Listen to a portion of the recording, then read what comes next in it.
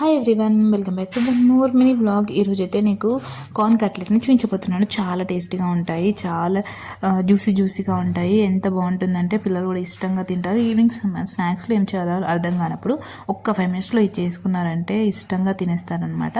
ముందుగా అయితే మనం ఒక 2 కార్న్స్ తీసుకోవాలి. దాన్ని అయితే మేము స్నాప్తో కట్ చేసేసుకున్నాము. ఈజీగా వచ్చింది, అంటే ఈ మధ్య ఒక 2 మినిట్స్లో అయిపోతుంది అనమాట కట్ చేసుకుంటే. అయితే ఎందుకంటే నేను స్వీట్ కార్న్ తీసుకున్నాను, కొంచెం లేతగా ఉంది కాబట్టి ఈజీగా అయిపోయింది అనమాట. దాన్ని అయితే బాగా మిక్సీ పెట్టాను.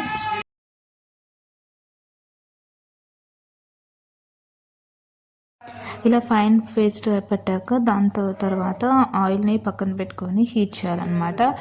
అది హీట్ అయ్యే లోపంటే మనం దీన్ని మిక్స్ చేసేసుకోవచ్చు. జస్ట్ నేనైతే 2 స్పూన్స్ రైస్ ఫ్లోర్ని తీసుకున్నాను. నేనైతే డైరెక్ట్గా ఇలా ఈజీగా వేసుకోవచ్చు అని చెప్పేసి జల్లెడపట్టి చూపించేసాను అనమాట. తర్వాత వచ్చేసి శనగపిండిని కూడా 2 స్పూన్స్ వేసేసుకుంటే మనకి సరిపోతుంది. ఇలా మంచిగా మిక్స్ చేసేసుకుంటే తర్వాత ఫైన్గా వస్తుంది. చూస్తున్నాను కదా, జస్ట్ 2 స్పూన్స్ వేసుకుంటే సరిపోతుంది అనమాట. తర్వాత నేనైతే ఆనియన్స్ కానీ ఇవి కూడా వేసుకోలేదు, కానీ వేసుకోవాలనుకుంటే వేసుకోవచ్చు. నేనైతే మా పిల్లలు అంతగా ఇష్టంగా తినరు, ఆనియన్స్ వేస్తే కొంచెం మెత్తగా ఇంకో అయిపోతాయి అనమాట. సో నేనైతే వేసుకోలేదు. శనగపిండి వేసుకున్నాక ఒక 2 స్పూన్స్ సాల్ట్ వేసుకోవాలి. తర్వాత వచ్చేసి 2 స్పూన్స్ జస్ట్ 1 స్పూన్, ఎక్కువ సాల్ట్ అయితే పట్టదు. 1.5 స్పూన్ వచ్చి కారం వేసుకోవాలి.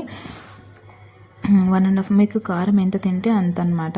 తర్వాత ఆయిల్ హీట్ అయిపోగానే దాంట్లో మనం చిన్నగా నేను చూపిస్తున్నట్టు ఒక స్పూన్స్తో వేసుకుంటే సరిపోతుంది అనమాట. స్పూన్స్తో వేసుకుంటే స్పూన్ సైజ్లో ఒక మన కట్లెట్లా వస్తాయి.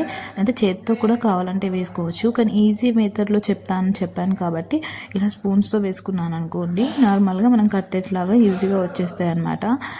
దీన్ని అయితే ఈజీగా క్విక్ మెథడ్లో ఉండాలని చెప్పేసి మీ అందరికీ ఇలా ఈజీగా చెప్పేశాను. అండ్ ఎక్కువగా ఇవ్వద్దు, టేస్ట్ అయితే పోతుంది. జస్ట్ లైట్గా ఫ్లేమ్లో ఉంచేసి ఒక 2 మినిట్స్ ఉంటే లోపల బాగా ఉడికిపోతుంది, అంతే.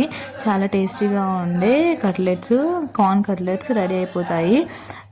మీరు ట్రై చేసి ఎలా ఉందో కామెంట్ చేయండి అండ్ సబ్స్క్రైబ్ చేయడం మాత్రం మర్చిపోవద్దు. అండ్ ఎలాంటి వీడియోస్ కావాలి అండ్ అదర్ వీడియోస్ పెట్టాలా వద్దా, అండ్ నెక్స్ట్ వచ్చేసి